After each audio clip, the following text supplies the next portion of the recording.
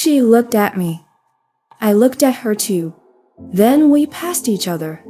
The second chemo treatment wasn't any better than the first. I threw up in my stomach after it. The doctor advised me I shouldn't leave the hospital if there was no one at home to take care of me. I agreed. It's lonely being alone. If I wasn't so lonely, I wouldn't be with Ivan. After all these years, I was afraid I'd be alone in the world. But now it's all right. I won't be abandoned by the world anymore. I'm the one who abandoned the world. After I was admitted to the hospital, I hired an aunt to take care of me. She looked familiar. Then I remembered the strange woman I saw at the cemetery. That's her. She has relatives buried there too. That's quite a coincidence. When I die, maybe she'll come and visit me at my dad's grave. I don't know if she's willing to do that. I'm afraid that after I die, I'm afraid that my dad's grave and mine will be overgrown with weeds. That's a bit sad. Because of the chemotherapy, I can't eat much, even though the food is very rich and nutritious. I do wonder if the hospital cafeteria is too good. Miss Kelly, you should eat more. You're too thin. Every time I put down my dishes, Auntie Nursing would advise me with a bit of heartache. I shook my head. After eating, I used to go for a walk outside the hospital ward. It's already winter in the north. The cold air makes me shiver. Miss Kelly, you're in such poor health. Let's go back inside. Auntie Nursing advised me. She's really nice to me. I didn't really pay her much. I looked at the gray sky and asked her, Auntie, you have a daughter, right? Why else would you be so empathetic? I saw Annie's eyes red and red. She nodded heavily. Your daughter should be very happy. I sighed quietly. I saw her tears falling down her face. Did I say something wrong? I looked at her blankly. The carer shook her head. It's not that. It's just that I'm not with my daughter. Then you must miss her a lot. Very much, very much. The carer nodded and asked me again. Do you miss your mom? No, I don't. I blurted out. The carer looked at me. She looked at me with a sadness in her eyes that I couldn't understand. There are the people I hate the most in my life. My mother and Ivan. When I got back to the ward, I was lying in bed, swiping through videos. Cheryl called me. I really just slipped and got through. Tally, where are you? Cheryl's excited voice came over the line. Can you come to Ivan's villa? Ivan's being beaten to death by his grandfather. No, I'll say no. Ivan was beaten because of you. You're the one who initiated the divorce. Why should Ivan suffer? Ivan's grandfather couldn't have beaten him because I divorced Ivan. I'm sure of it. Because he promised me he wouldn't go back on his word. Cheryl froze for a moment. Then she said, although it's not directly, but indirectly it's because of you. Ivan is now divorced from you. Why can't he marry someone else? What makes you think I'll come to the villa? To persuade Ivan's grandfather to allow you to marry Ivan. I'm so angry. How thick is your skin? How dare you ask me to fulfill the love of a mistress? Ivan was killed. Are you worried? Cheryl asked me through clenched teeth. It's good that he's dead. One less scumbag in the world. I hung up the phone. Then I blackballed Cheryl. The next day, Ivan came to the door. Why isn't he dead? When I came back from my walk, I saw his tall figure leaning in the corridor. Passers-by couldn't help but look at him sideways, even if his face was bruised. But he was handsome. But I was immune. I walked right past him. Kelly. Ivan called me. I ignored him. You were sick. Why didn't you tell me? Ivan blocked my path. I frowned with what should have been a very obvious boredom on my face. Mr. Ivan, what's our relationship? Why should I tell you? We are? Ivan was a little agitated with a bottomless voice. We are husband and wife. Don't make me sick by saying that. The thing I regret most in my life is marrying you. Kelly, can you talk properly? Ivan's eyes seem a little red with anger. Yeah, I can't. No, I can't. What's wrong with you? Ivan asked me. What do you think? Is oncology any better? Kelly, you're not going to get my sympathy by pretending to be dead. Then get the fuck out of here. I growled. My patience with Ivan really ran out. The only thing I ever wanted in life was to never see Ivan again. Is that so hard to ask? I locked Ivan out of the ward. I never want to see you again. Ivan's pride wouldn't allow him to come back to me, for whatever reason. But a week later, Ivan came again, this time with a bouquet of flowers. He probably didn't know. I hate red roses. I hate everything red. I'm not going to help you persuade your grandfather to marry Cheryl. Ivan, you really can't be that shameless. I'll make it clear. Ivan looked at me for a long time. He said, I've contacted a hospital abroad. I'll discharge you tomorrow. Then we'll transfer you to a foreign hospital. Medical technology is more advanced abroad. Your illness is nothing serious. Nothing serious?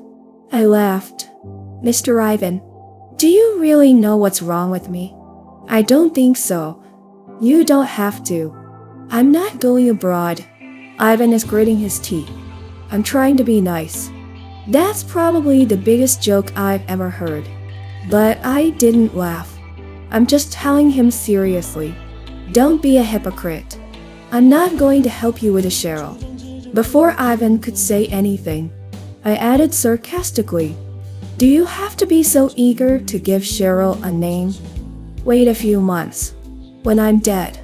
When your grandfather's not so angry. You can marry Cheryl. Alright? You won't die.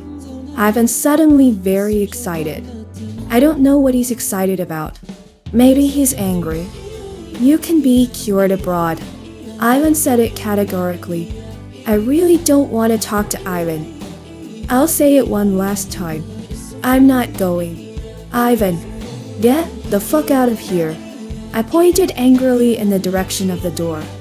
I forgot I had an IV in my hand. I ripped the needle out of my hand. Ivan obviously noticed the blood seeping out of my hand.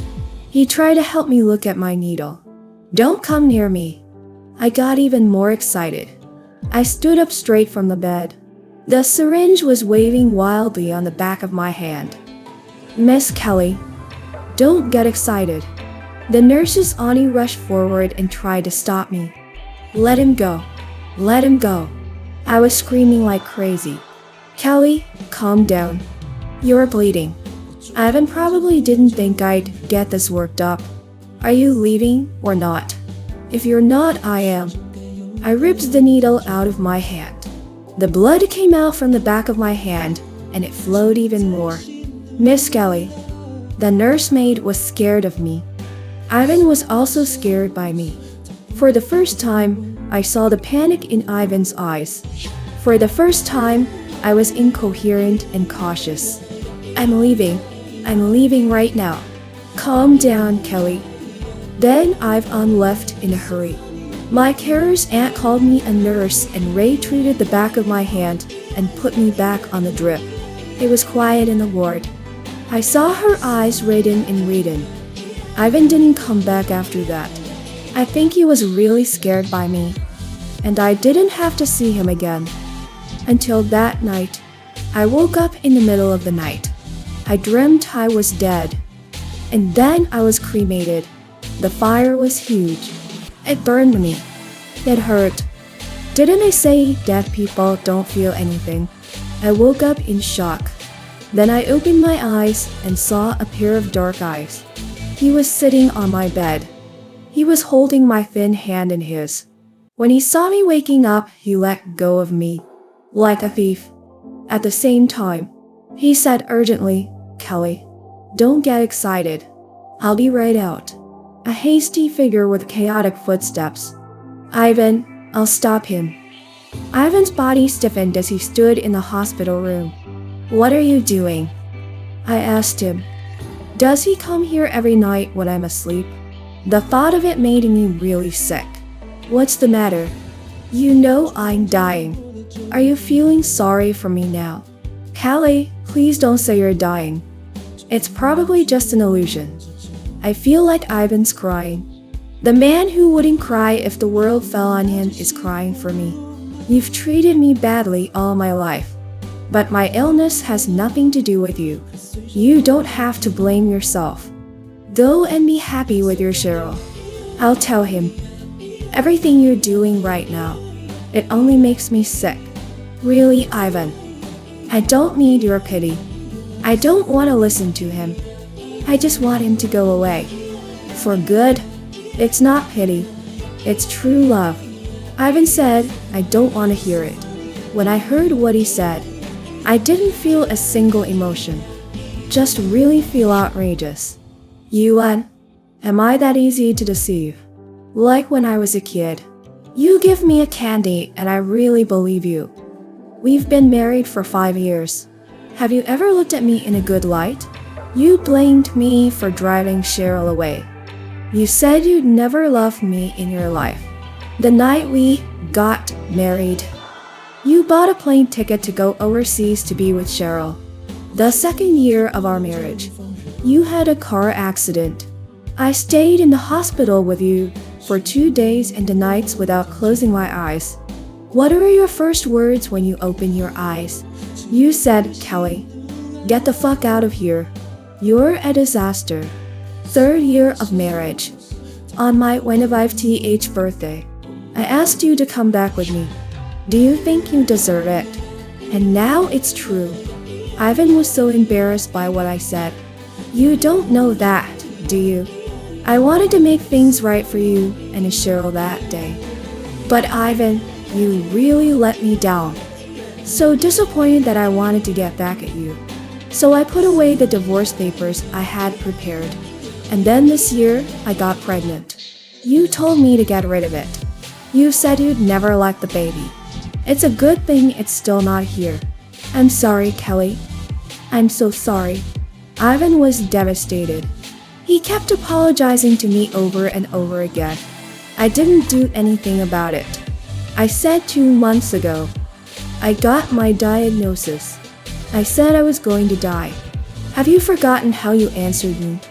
I looked at Ivan, whom I'd never seen before, and reminded him coldly. You said that even if I died, you wouldn't look at me. I regret it. Kelly, I regret it. Ivan was inconsolable. He suddenly fell to his knees. I didn't know you were really sick. I thought you were lying to me. I watched his actions with indifference. I'm numb, Ivan. I never wanted to separate you from Cheryl. Believe it or not. I'll see you later. I didn't even know Cheryl existed before we got married. You never told me. And your grandparents kept me in the dark. I do. I believed it all. I was wrong. I was wrong about you. Ivan nodded frantically. I didn't drug you either. You're so smart. How could you not know? We left your villa that night, and you deliberately assumed it was me. You used every insulting word in the book. I was wrong, Kelly. And what's even more ridiculous, we've only just gotten divorced. You couldn't wait to marry Cheryl, and you asked me to help you persuade Grandpa. How do you expect me to believe that you love me? It makes me laugh to say it. I shouldn't have done this to you. It's my fault. It's all my fault. How can it be wrong? It's just that you don't love me. I love you. I'm really in love with you. I admit it. I can't believe it. But Ivan tried to explain. Then don't believe it. I interrupted him. What do I have to say or do to make you believe me? It's true. Nothing works. Because it doesn't matter. I don't care if it's not true. If it's true, then it's your retribution. It's true. Ivan nodded silently. I failed you. No, you made me whole. I learned to love myself. even if my days are numbered. Ivan, if you have any sense of conscience, I'll never see you again. I don't like you anymore. I don't like you at all. I looked at Ivan. I told her very seriously, just like when I said I liked him. The difference was, Ivan was disgusted with me. This time he was on his knees, crying like a dog. In the days to come,